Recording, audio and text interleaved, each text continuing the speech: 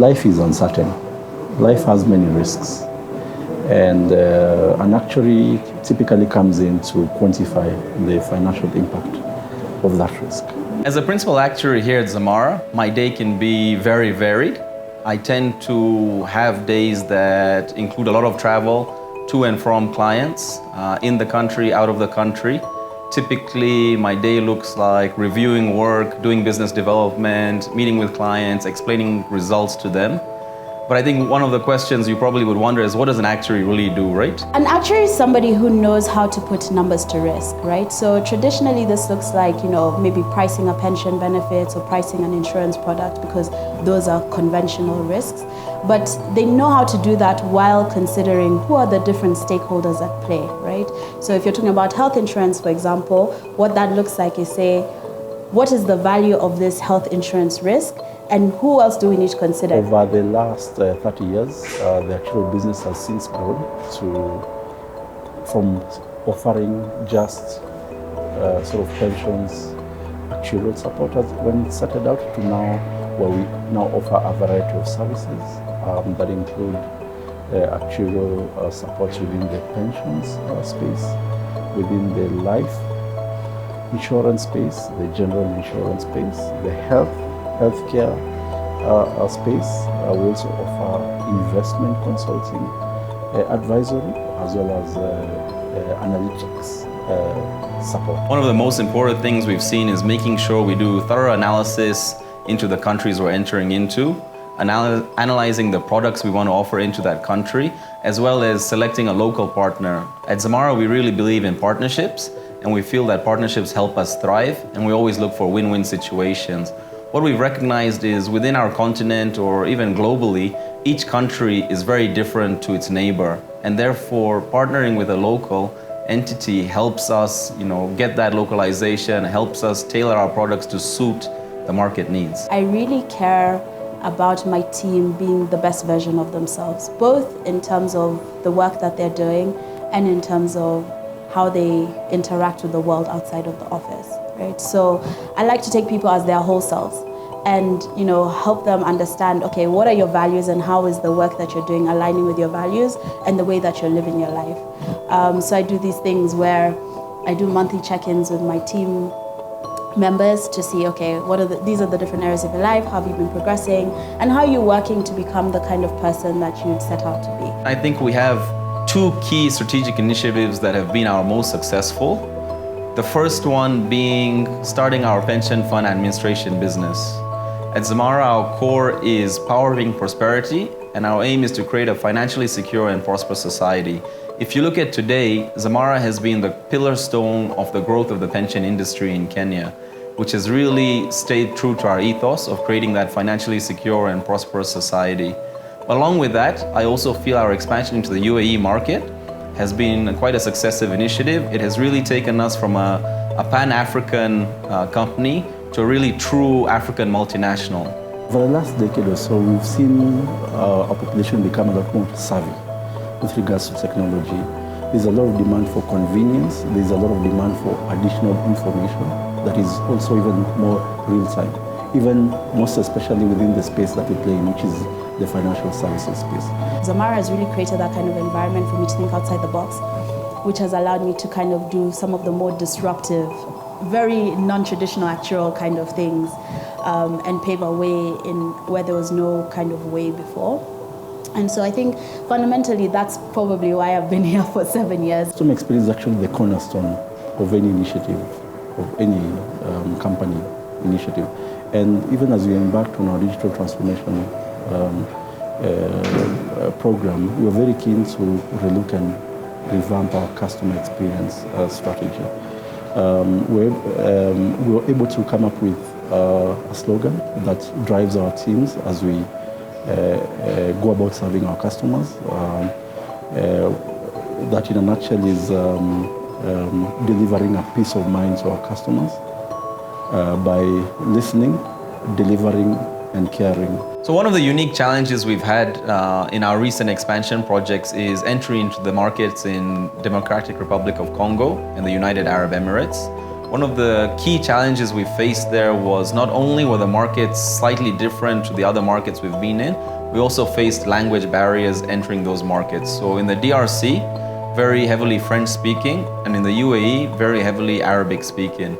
So to overcome those challenges, we made sure we looked for CEOs that fit the Zamara way, but were also able to speak French for the DRC and Arabic for the UAE and the wider GCC market. Along with that, what we also found as a challenge was trying to create a one Zamara feel across all our entities. And one of the ways we've overcome that is by ensuring we have constant cross-functional transfers to all the countries that we operate in, be it Rwanda, be it Nigeria, be it DRC, be it UAE. The best thing that we have found that's worked for us is sending staff on secondment from our Kenya office into the regional offices to help and bring that one Zamara feel. In my second year working at Zamara, I did the hardest project that I've ever done, and I think that I ever will do, because I felt I didn't have the technical backing. It was a difficult project. Everyone was running away from it. I didn't even start out on that project team. I just ended up being the one who became the project lead, which was dealing with farmers across arid and semi-arid lands across Kenya. And that was a difficult project. It meant going out to do surveys in these different 8 regions. It meant being able to kind of learn so much so quickly around agriculture and how it's done. And we're working with external partners, but even just that project management element was very tricky, managing all the stakeholders, especially when you're young. And so when I finished that project, like the sense of relief and the accomplishment of having done such a difficult thing and done it at such a high standard was something that, you know, it's created so much room for me to be motivated to do other difficult things. I think one of the key highlights from a Zamara perspective is we've really supported, we've been instrumental in terms of enacting or operationalizing a lot of the regulations that have come through. And especially from an actual best practice perspective, we've actually worked along with the industry in Kenya in terms of implementing actual best practice over the last 10 years. As a result of that, in fact, Kenya is now the leading light within the region and in Africa with regards to best practice from an insurance perspective. From a pensions perspective also, we have also through our leaders within Zamara, we've been instrumental in terms of the reforms that have come through within the pension space. That has led to Kenya becoming, one of the countries in the region with a very formalized and established occupational pension system. Balancing our core business strengths as well as innovation and diversification for our expansion plan is very crucial to sustainable growth. Our core business strengths in actuarial expertise, insurance broking, and pension fund administration are the core of our business, and those are the services that continue to grow. However, for us to remain relevant, we continue to innovate within that space. We continue to invest in our staff. We continue to invest in our staff education so that we continue to bring in more value-added services across each of our service lines. At Zamara, we know our core strengths. We also believe in our values of simplicity, empathy, and trust.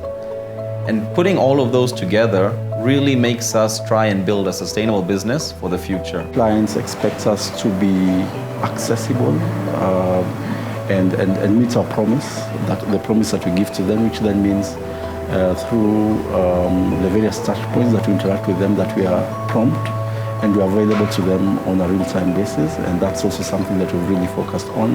Having a strong why is what has kind of helped me build the kind of career that I want, right? And having a strong why, what does that look like? It's like, why do I want to do the kind of work that I want to do? How does that align with the values? How does that align with the kind of version of myself I want to be and I'm becoming, right? So for anyone who's starting out their career or thinking about doing a career change, sit down and ask yourself why. Why is it that you want to do what it is that you want to do? And how does that align with the value systems you subscribe to? For our clients and partners, without you and the confidence you've had in us, we would not have been able to grow to where we are today. The trust you've shown in Zamara has helped us expand into 8 countries over the last 30 years to give the value-added services that we started off giving in Kenya to the rest of the world. To our staff, we also would like to thank you. Without your dedicated support for both past and present staff, as well as future staff, it has been an honor working with you. The dedication that the staff has shown to Zamara has been unwavering and unbelievable. Without these people, Zamara would not be where it is today. And even as you look at the next 30 years, I'm really looking at a much bigger Zamara with a Zamara that will continue growing with the people, with the staff that we have at Zamara, as well as the clients that we'll be looking at. And we are really hoping to celebrate another 30 years or more with Zamara. Happy 30th anniversary. Happy 30th anniversary. Happy 30th anniversary to Zamara.